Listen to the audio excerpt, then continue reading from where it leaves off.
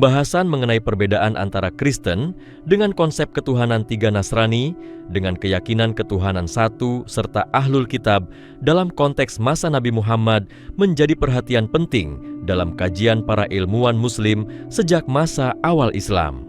Para ulama menegaskan bahwa Al-Quran tidak menyamaratakan semua kelompok yang mengaku pengikut Nabi Isa karena terdapat perbedaan mendasar dalam akidah sejarah dan praktik keagamaan mereka. Istilah Kristen dalam pengertian teologis yang berkembang kemudian merujuk pada kelompok yang meyakini konsep Trinitas, yaitu keyakinan bahwa Tuhan terdiri dari Bapa, Anak, dan Ruh Kudus. Konsep ini, menurut para ulama Muslim, tidak pernah diajarkan oleh Nabi Isa dan baru muncul melalui konsili gereja setelah masa beliau. Oleh karena itu, Islam memandang keyakinan tersebut sebagai bentuk penyimpangan dari tauhid yang murni. Para ilmuwan Muslim seperti Ibnu Taimiyah dalam kitab Al-Jawab Asy-Syahih menjelaskan bahwa ajaran Trinitas tidak dikenal oleh para nabi dan tidak pula diajarkan oleh Isa putra Maryam. Menurutnya, keyakinan tersebut lahir dari pengaruh filsafat Yunani dan keputusan politik gereja Romawi. Al-Quran secara tegas menolak konsep ketuhanan tiga dan menegaskan bahwa Allah adalah Tuhan yang Maha Esa, tidak beranak dan tidak diperanakan. Penolakan ini bukan sekadar perbedaan istilah, melainkan perbedaan mendasar dalam memahami hakikat Tuhan. Dalam pandangan Islam, menyekutukan Allah dengan apapun, termasuk dengan Isa, merupakan bentuk syirik yang paling besar. Berbeda dengan Kristen Trinitarian, Al-Quran menggunakan istilah Nasrani untuk menyebut pengikut Isa yang masih berada di atas ajaran Tauhid. Para ulama tafsir seperti Ats-Tsabari dan Ibnu Katsir menjelaskan bahwa Nasrani pada asalnya adalah orang-orang yang menolong ajaran Isa dan beriman bahwa Tuhan itu satu. Mereka mengakui Isa sebagai nabi dan rasul, bukan sebagai Tuhan atau anak Tuhan. Keyakinan ini sejalan dengan ajaran para nabi sebelumnya seperti Musa dan Ibrahim. Oleh sebab itu, Islam membedakan antara Nasrani Tauhid dengan Kristen yang telah terpengaruh ajaran Trinitas. Dalam konteks sejarah Ahlul Kitab adalah istilah yang digunakan Al-Quran untuk menyebut kaum Yahudi dan Nasrani yang menerima kitab Samawi sebelum Al-Quran. Para ilmuwan Muslim menjelaskan bahwa Ahlul Kitab pada masa Nabi Muhammad adalah kelompok yang masih mengenal Tauhid meskipun telah terjadi penyimpangan dalam sebagian ajaran mereka. Al-Quran masih membuka ruang dialog dengan mereka, bahkan membolehkan pernikahan dan makanan tertentu sebagai bentuk pengakuan atas asal-usul wahyu mereka. Namun pengakuan ini tidak berarti pembenaran terhadap semua keyakinan mereka, melainkan pengakuan bahwa mereka memiliki dasar kitab suci yang berasal dari Allah. Imam Al-Ghazali menjelaskan bahwa kekafiran Ahlul Kitab terbagi menjadi beberapa tingkatan.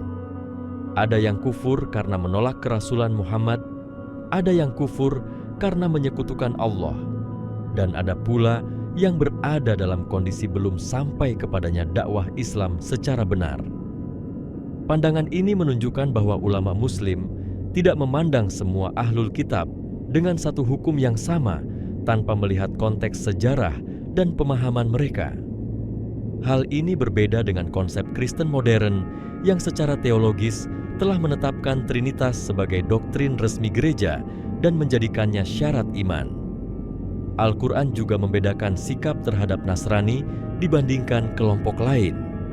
Dalam beberapa ayat disebutkan bahwa sebagian Nasrani lebih dekat kasih sayangnya kepada kaum muslimin karena di antara mereka terdapat pendeta dan rahib yang tidak sombong.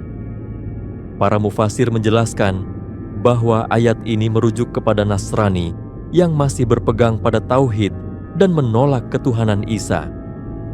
Mereka inilah yang ketika mendengar Al-Quran, hati mereka tersentuh, dan sebagian masuk Islam karena menemukan kebenaran yang sesuai dengan ajaran Isa yang asli. Perbedaan ini semakin jelas ketika para ilmuwan Muslim mengkaji Injil dari perspektif sejarah. Mereka menyatakan bahwa Injil yang diajarkan Isa adalah wahyu dari Allah, bukan biografi atau kumpulan kesaksian murid. Sementara Injil yang ada sekarang ditulis oleh manusia setelah Isa diangkat ke langit dan sarat, dengan perbedaan versi serta kontradiksi. Dari sinilah muncul konsep ketuhanan Isa yang kemudian dikukuhkan melalui keputusan gereja. Islam memandang bahwa perubahan inilah yang memisahkan Nasrani Tauhid dengan Kristen Trinitarian. Dengan demikian, menurut pandangan ilmuwan Muslim, Kristen Nasrani dan Ahlul Kitab bukanlah istilah yang sepenuhnya identik. Kristen merujuk pada penganut Trinitas yang meyakini ketuhanan Isa. Nasrani pada asalnya adalah pengikut Isa yang bertauhid dan tidak menyekutukan Allah. Ahlul Kitab adalah sebutan bagi umat yang menerima kitab sebelum Islam, terutama Yahudi dan Nasrani pada masa Nabi Muhammad. Pembedaan ini penting agar umat Islam memahami bahwa penolakan terhadap Trinitas bukanlah penolakan terhadap Nabi Isa, melainkan pembelaan terhadap tauhid yang menjadi inti ajaran semua nabi. Islam tidak datang untuk meniadakan ajaran sebelumnya, tetapi untuk meluruskan penyimpangan dan mengembalikan manusia kepada pengesaan Tuhan yang murni, sebagaimana diajarkan sejak awal penciptaan manusia. Para ulama Muslim juga menekankan bahwa perbedaan ini bukan sekadar persoalan istilah, melainkan menyentuh inti cara manusia mengenal dan menyembah Tuhan. Dalam akidah Islam, Tuhan dikenal melalui sifat kesempurnaan mutlak, tanpa membutuhkan perantara dan tanpa mengalami perubahan.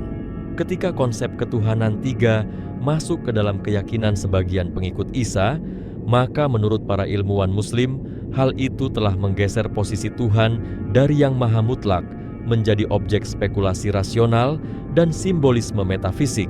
Hal inilah yang dikritik keras oleh para mutakallimin karena akal manusia tidak mampu memahami hakikat Tuhan dengan membaginya menjadi beberapa entitas. Al-Quran mengajak manusia kembali kepada ajaran para nabi yang satu garis sejak Adam hingga Muhammad, yaitu menyembah Tuhan yang Esa dan meninggalkan segala bentuk penyekutuan. Dalam konteks ini, para ilmuwan Muslim melihat bahwa ajaran Nasrani awal lebih dekat kepada Islam dibandingkan Kristen institusional yang berkembang di bawah kekuasaan Romawi. Nasrani awal tidak mengenal konsep penebusan dosa melalui kematian Isa dan tidak pula menjadikannya sebagai pusat ibadah. Mereka beribadah kepada Tuhan sebagaimana nabi-nabi sebelumnya dengan doa puasa dan ketaatan moral. Para sejarawan Muslim seperti Al-Masudi dan Ibnu Hazm menjelaskan bahwa perpecahan besar di kalangan pengikut Isa terjadi karena perdebatan filsafat tentang hakikat Isa. Sebagian kelompok mempertahankan keyakinan bahwa Isa hanyalah manusia pilihan yang diberi mukjizat. Sebagian lain mengangkatnya ke derajat ilahi karena pengaruh pemikiran Helenistik. Kelompok kedua inilah yang kemudian mendapatkan dukungan kekuasaan dan mendominasi ajaran gereja.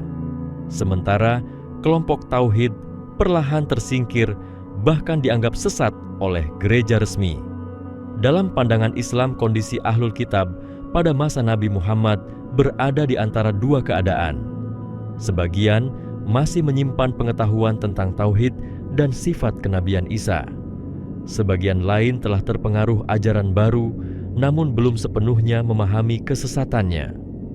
Oleh sebab itu, Al-Quran menggunakan pendekatan dakwah yang argumentatif, bukan paksaan. Nabi Muhammad diperintahkan untuk berdialog dengan mereka menggunakan cara terbaik dan mengajak kepada kalimat yang sama, yaitu menyembah Allah semata. Para ulama usuluddin menjelaskan bahwa penggunaan istilah Ahlul Kitab dalam Al-Quran memiliki muatan hukum dan akidah. Secara hukum, mereka mendapatkan perlakuan khusus dibandingkan kaum musyrik Arab. Namun, secara akidah, Islam tetap menilai bahwa keselamatan hanya diperoleh dengan tauhid yang murni dan mengikuti Rasul terakhir. Ini menunjukkan keseimbangan antara keadilan sosial dan ketegasan teologis dalam Islam. Perbedaan antara Kristen Trinitarian dengan Nasrani Tauhid juga tercermin dalam sikap mereka terhadap hukum Tuhan. Nasrani awal masih menjaga syariat seperti larangan tertentu dan kesucian ibadah. Sementara Kristen kemudian lebih menekankan iman batin tanpa keterikatan hukum. Para ilmuwan Muslim memandang hal ini sebagai bentuk penghapusan syariat yang tidak pernah diajarkan oleh para nabi. Dalam Islam, iman dan amal selalu berjalan seiring dan tidak dapat dipisahkan. Dengan memahami perbedaan ini, umat Islam diharapkan tidak terjebak dalam generalisasi. Kritik Islam terhadap Kristen bukanlah kebencian terhadap Isa atau pengikutnya secara pribadi, melainkan penolakan terhadap konsep ketuhanan yang bertentangan dengan wahyu. Islam justru memuliakan Isa dan ibunya dengan kedudukan yang tidak diberikan kepada tokoh lain. Namun pemuliaan itu tidak sampai mengangkatnya ke derajat ilahi. Para ilmuwan Muslim menutup pembahasan ini dengan menegaskan bahwa misi Islam adalah mengembalikan kemurnian tauhid yang telah pudar oleh sejarah dan kekuasaan. Kristen Trinitarian dipandang sebagai hasil evolusi ajaran yang jauh dari sumber aslinya. Nasrani Tauhid dan Ahlul Kitab awal menjadi bukti bahwa ajaran Isa sejatinya sejalan dengan Islam. Oleh karena itu, Islam hadir bukan sebagai agama baru yang memutus masa lalu, tetapi sebagai penegas kebenaran lama yang dilupakan manusia. Para pemikir Muslim juga menyoroti bahwa perubahan keyakinan dalam tradisi Kristen tidak terjadi secara tiba-tiba, melainkan melalui proses panjang yang dipengaruhi kepentingan kekuasaan dan kebutuhan identitas kolektif. Ketika ajaran Isa menyebar ke wilayah Eropa, ia bertemu dengan masyarakat yang terbiasa memuja banyak dewa. Untuk mempermudah penerimaan ajaran baru, sebagian tokoh agama menyesuaikan bahasa ketuhanan dengan pola pikir setempat. Dari sinilah muncul gagasan penggabungan sifat ilahi dengan figur manusia yang akhirnya dilembagakan sebagai doktrin resmi. Para ulama Muslim menilai pendekatan ini sebagai kompromi yang mengorbankan kemurnian tauhid. Dalam diskursus Kalam Islam, para ulama menegaskan bahwa Tuhan tidak dapat diserupakan dengan makhluk dalam bentuk apapun. Ketika Isa digambarkan mengalami lapar, kelelahan, ketakutan, dan kematian, maka hal itu menurut logika wahyu menafikan ketuhanan. Al-Quran menggunakan pendekatan rasional dan fitrah untuk mengajak manusia berpikir bahwa Tuhan yang menciptakan langit dan bumi tidak mungkin mengalami sifat kelemahan.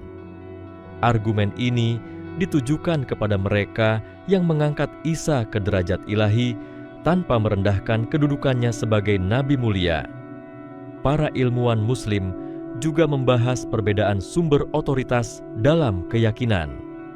Dalam Islam, dasar akidah adalah wahyu yang terjaga. Sementara dalam Kristen, banyak konsep kunci ditetapkan melalui keputusan majelis keagamaan.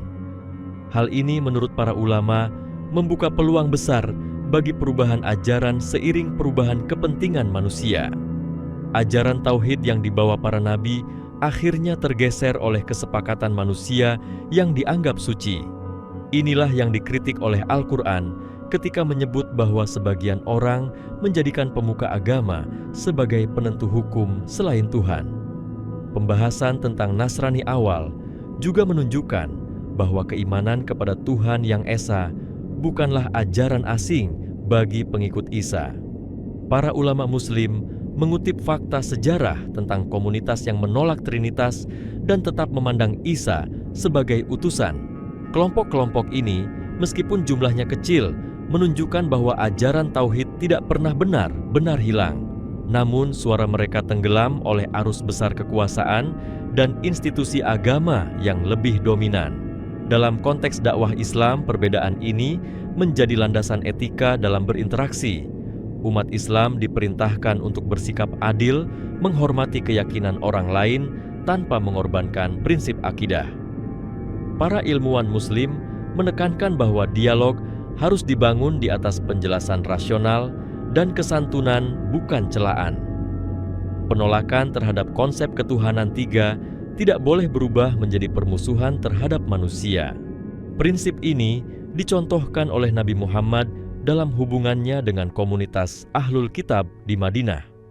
Lebih jauh, para ulama menjelaskan bahwa istilah Ahlul Kitab bukan sekadar label sosial, melainkan pengingat bahwa mereka pernah menerima cahaya wahyu. Oleh sebab itu, tanggung jawab mereka lebih besar dibandingkan kaum penyembah berhala. Penolakan terhadap tauhid setelah datang penjelasan dianggap sebagai penyimpangan yang disadari. Namun Islam tetap membuka pintu hidayah selama manusia mau kembali kepada pengesaan Tuhan. Keseluruhan pembahasan ini mengantarkan pada kesimpulan bahwa perbedaan antara Kristen, Nasrani, dan Ahlul Kitab bukanlah rekayasa polemik Islam, melainkan hasil analisis wahyu dan sejarah. Para ilmuwan Muslim berusaha menempatkan setiap istilah pada konteksnya agar tidak terjadi kekacauan pemahaman. Dengan memahami hal ini, umat Islam dapat bersikap tegas dalam akidah sekaligus bijak dalam pergaulan. Tauhid tetap menjadi poros utama, sementara sejarah menjadi pelajaran bahwa penyimpangan selalu bermula ketika manusia mendahulukan akal dan kekuasaan di atas wahyu ilahi. Para cendekiawan Muslim juga menggarisbawahi bahwa perbedaan pandangan ini berdampak langsung pada cara manusia memaknai ibadah dan keselamatan. Dalam ajaran tauhid murni, hubungan hamba dengan Tuhan bersifat langsung tanpa mediator ilahi. Setiap doa ditujukan kepada Tuhan yang Maha Esa, dan setiap ampunan bergantung pada pertobatan serta rahmat-Nya. Ketika konsep ketuhanan jamak diterima, maka ibadah beralih menjadi simbolis dan peran figur suci menjadi sentral. Para ulama menilai pergeseran ini menjauhkan manusia dari tanggung jawab pribadi atas amalnya. Dalam kajian perbandingan agama, para ilmuwan Muslim menjelaskan bahwa ajaran Isa menekankan ketaatan kepada Tuhan sebagaimana tercermin dalam seruannya untuk beribadah dan berakhlak. Tidak ditemukan perintah untuk menyembah dirinya atau menjadikannya pusat ritual. Ketika praktik keagamaan kemudian berubah fokus kepada salib dan figur penebus, maka menurut ulama hal tersebut menandai pergeseran besar dari pesan kenabian. Islam datang untuk mengembalikan orientasi ibadah kepada Tuhan semata dengan meniadakan unsur simbol yang tidak bersumber dari wahyu. Para ahli tafsir juga menyinggung peran bahasa dalam lahirnya kesalahpahaman teologis. Istilah yang digunakan dalam naskah asing sering diterjemahkan dengan makna yang berbeda dari maksud aslinya. Ungkapan kedekatan Isa dengan Tuhan ditafsirkan sebagai kesatuan hakikat, padahal dalam tradisi kenabian ungkapan tersebut menunjukkan kemuliaan dan ketaatan. Perubahan makna inilah yang menurut para ulama membuka jalan bagi pemaknaan ketuhanan yang tidak pernah dimaksudkan oleh para nabi. Dalam kerangka hukum Islam, keberadaan Ahlul Kitab diperlakukan dengan prinsip keadilan dan perlindungan. Para ilmuwan Muslim menjelaskan bahwa pengakuan terhadap mereka tidak menghapus perbedaan keyakinan, tetapi menjaga tatanan sosial agar hidup berdampingan dapat terwujud.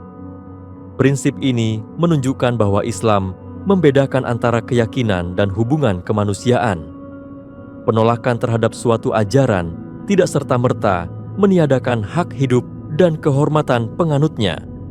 Lebih lanjut, para pemikir Muslim menekankan bahwa tauhid bukan sekadar konsep teologis, tetapi fondasi etika. Ketika Tuhan dipahami sebagai satu dan mutlak, maka manusia dipanggil untuk bersikap adil, rendah hati, dan bertanggung jawab. Sebaliknya, ketika ketuhanan dipahami melalui figur atau simbol, maka standar moral mudah bergeser mengikuti otoritas manusia.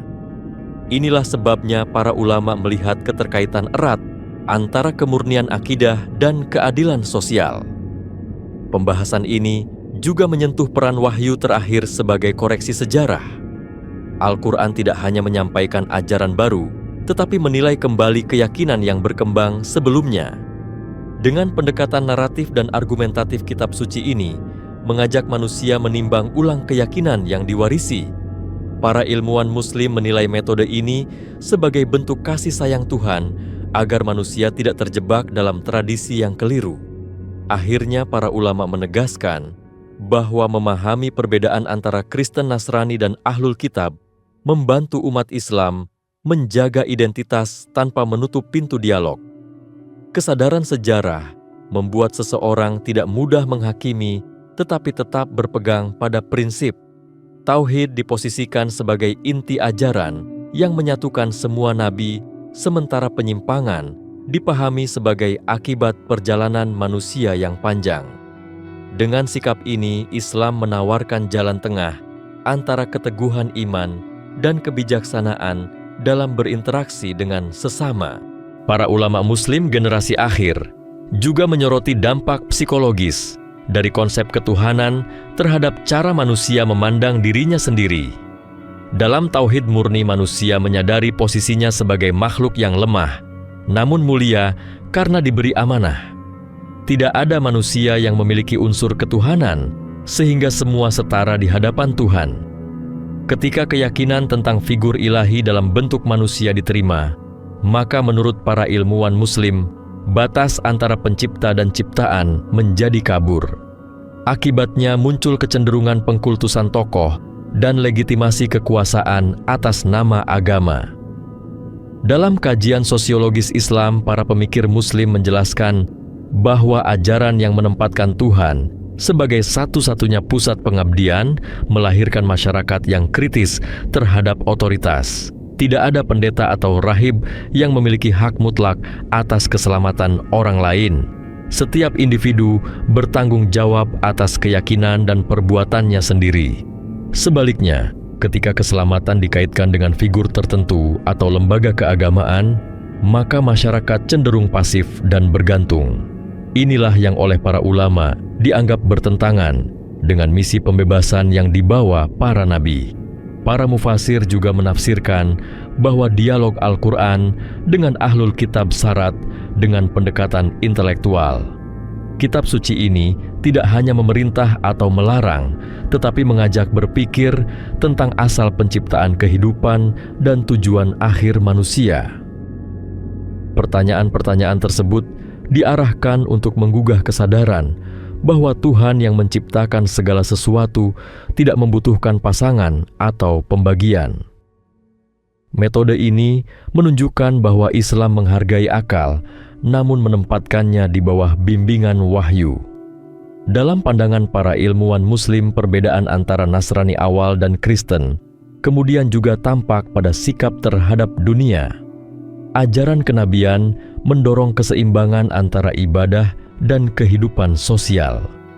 Ketika ajaran mengalami perubahan, muncul kecenderungan ekstrem antara menolak dunia sepenuhnya atau menghalalkan segala cara dengan dalih iman. Islam hadir membawa keseimbangan dengan menjadikan tauhid sebagai landasan etika ekonomi politik dan budaya. Para ulama juga mengingatkan bahwa istilah-istilah keagamaan sering mengalami perubahan makna seiring waktu.